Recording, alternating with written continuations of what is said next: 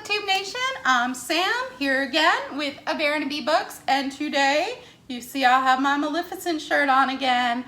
I am here to do my wrap up for the summer edition of the Fairytaleathon.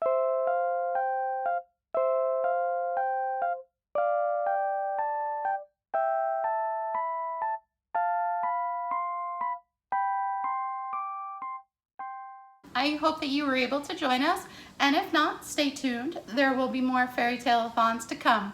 So I ended up finishing 3 books.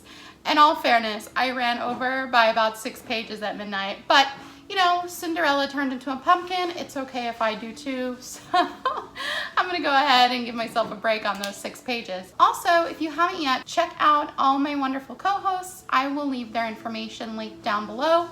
Also, I'm going to link down below my playlist with all the Fairytaleathon and Fairytale related videos from my channel.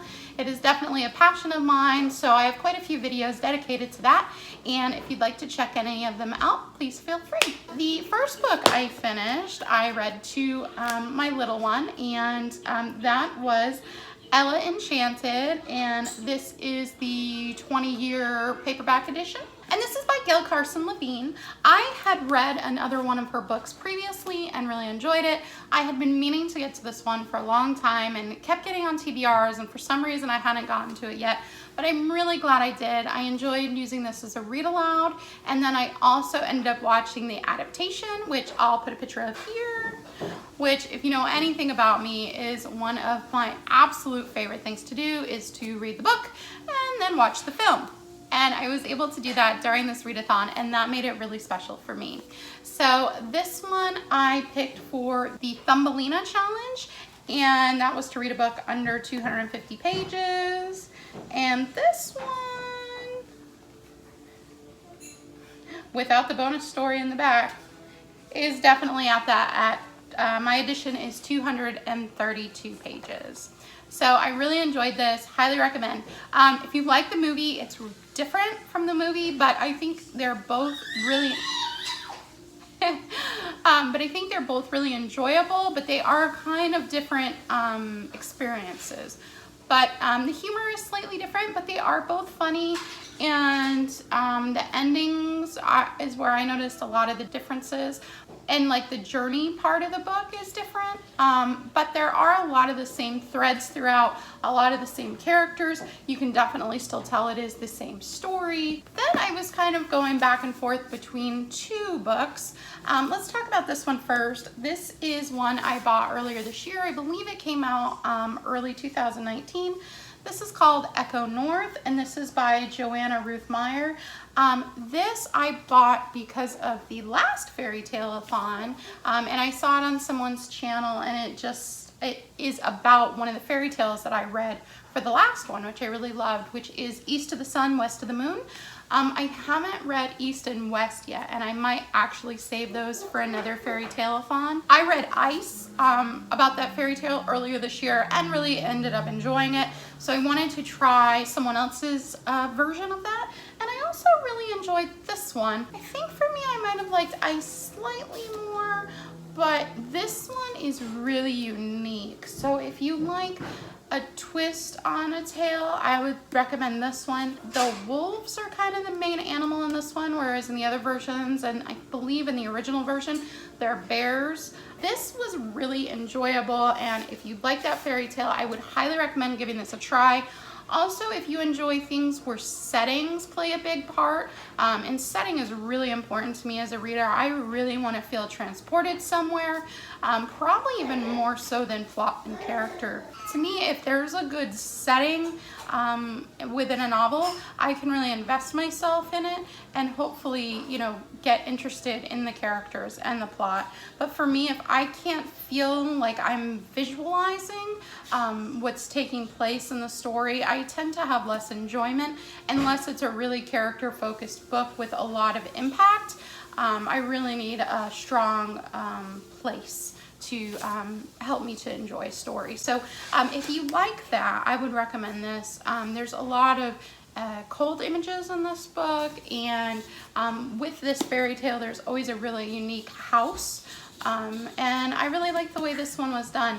Plus, the library in this one is reason enough to read it. Challenge that this one completed was, if the shoe fits, read a retelling from your TBR. This checked that one off. And then the book I finished as my carriage was turning into a pumpkin and my horse were turning into mice was The Mermaid by Christina Henry. Now, I had another one of her books that I bought years ago and I haven't picked up yet because one of the tags on Goodreads says horror and I'm a wuss. So if you've read her Alice retelling, please let me know. Is it scary? Is it just kind of gory? What is it about it?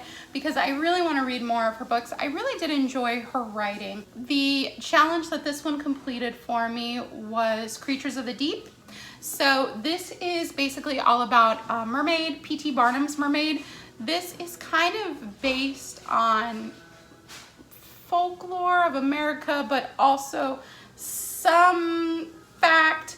I mean, P.T. Barnum did exist, but it was all about his kind of, like his myth of his Fiji mermaid, which, you know, has been debunked and whatever. But I did really enjoy this.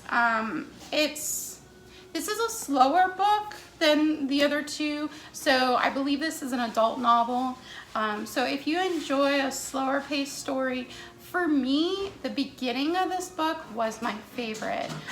You know, sometimes you enjoy the middle or the end, but to me, the place that this was set in the beginning of the story, I felt really immersed. I felt like I wanted to spend time in that part of the world, and I really did enjoy it. It takes place in the beginning in a small coastal town in the United States, and then eventually moves into New York and goes on to other places from there. I don't want to give away any spoilers, but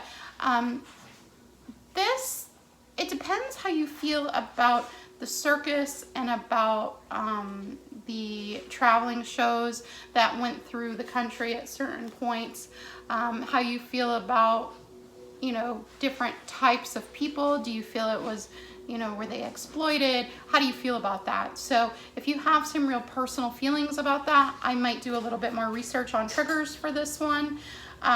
But all in all, I thought that it was well done, and I did find it an enjoyable read, and I'm interested into checking out some more of her other books.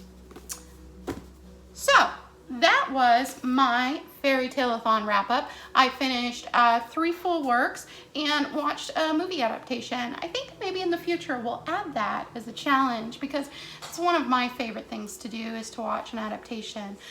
It's kind of nice to change up your mediums. I am a huge reader, but I also love movies, and I think sometimes if you love movies, you love to read. So it can go hand in hand, and it's just nice to be able to enjoy both different types of mediums during one particular readathon.